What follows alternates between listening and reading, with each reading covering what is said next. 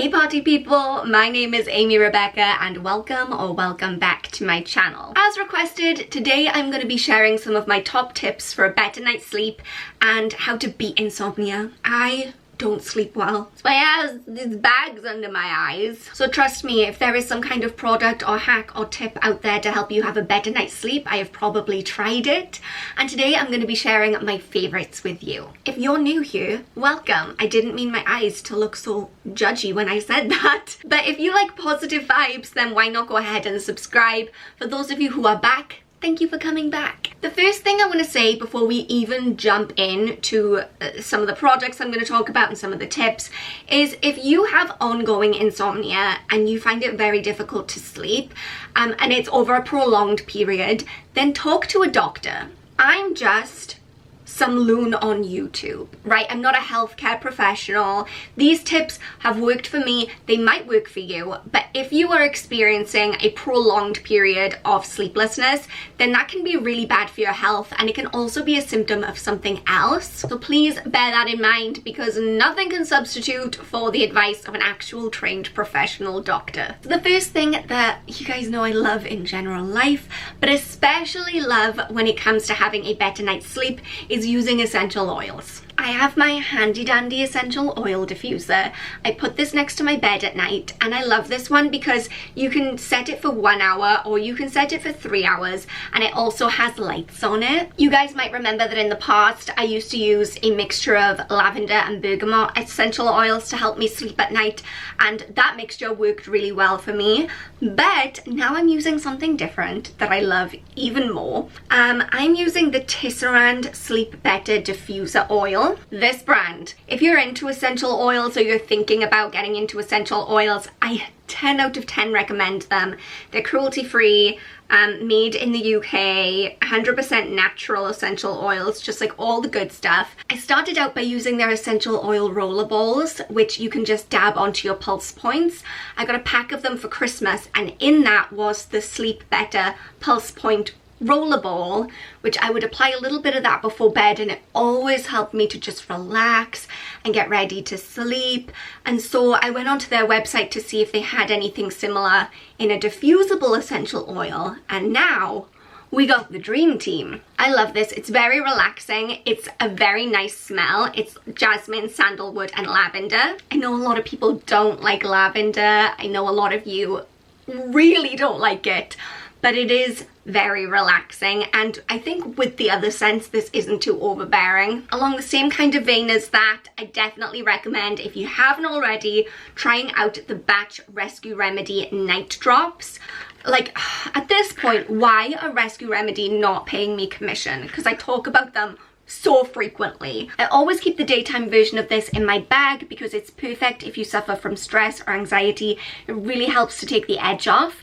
But the nighttime version is great if the reason that you are struggling to sleep is because of stress, or because you're overwhelmed, or because your brain is going 6,000 miles an hour. A couple of drops of this will just help to calm you down, and then I find that that makes it a lot easier to sleep because my mind isn't racing. Also, I know I always talk about this, but this is 100% natural. It's made of plant extracts. I get it from Holland & Barrett, but you can get it on Amazon. I'll link everything I talk about today in the description box. But yeah, if the reason that you struggle to sleep is because you've got a lot on your mind and you can't seem to unwind, then this might be the answer to your problems. Another great product that I use to help me drift off to sleep at night is Sleepy Tea. I've tried a lot of Sleepy Teas and I do have a favorite. I just used up the last tea bag a couple nights ago, so don't have it to physically show you. And I also don't remember the name, but I know it's from Holland & Barrett, and I will insert an image of it here, as well as linking it in the description box. Some Sleepy Tea tastes gross, firstly, and no, that's all. Some Sleepy Tea tastes gross. This one is more palatable to me. I know that's like a matter of preference, but yeah, this one definitely is my favorite because it really does, like, I drink it, and even though it's all natural, I within 30 minutes start to feel kind of drowsy, and I'm like, yes, I'm ready to go to bed now. The last product that I'm going to recommend to you guys to help you fall asleep at night is an app. It's the Headspace app. I've been using the Headspace app since the dawn of time. Like, when it first came out, I downloaded it and I've been a fan ever since. That was years ago. I'm sure everybody knows what Headspace is by now, but just in case, it's a meditation app. But these days, it's so much more. Like, they've got so much stuff on there now. I saw the other day they've got yoga on there. Since when? I love to do the guided meditations because, okay, look at me. I'm very like, ooh, it's very difficult for me to unwind and be still and shut up. It's very difficult. But having the guided meditation and someone like reminding me, don't think about like crap right now, we're meditating, I find that very helpful. So I love to do a guided meditation before bed, and I also find that they have these sleep stories that can be really useful to help you drift off to sleep. But yeah, I definitely recommend that app because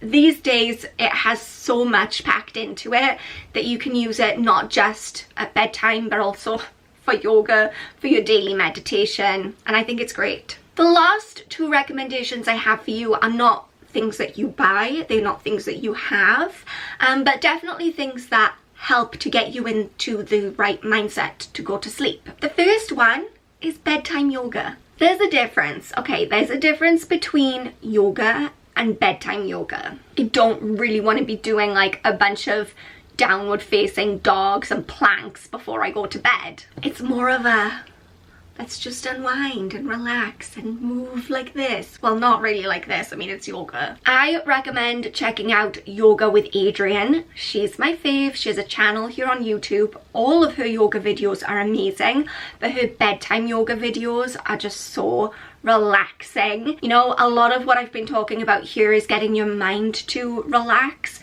but with the yoga that helps to get your body on board too, right? Because you need your body to be tired and your brain to be tired. And finally, get a bedtime routine. There is a reason that people with small children have a bedtime routine. You don't just go to like a 5-year-old randomly and say, yeah, it's bedtime now. They don't like when you do that and they will not go to sleep, okay? You have to get them into the flow of expecting like, okay, we eat our dinner and then we go in the bath and then we put our PJs on and then like it's all building up to bedtime. And there's a reason for that because your brain then associates these steps throughout the evening as winding down, okay, I know what's coming, we're going to be going to bed soon. This is also why people who are shift workers, they can find it really difficult to sleep because one night you're going to bed at like 9 o'clock, then you're going at 4 o'clock in the morning, then at 6 o'clock in the afternoon. It's all over the place. If you can, if your schedule allows, then you should try to go to bed at roughly the same time every night within the same kind of hour window.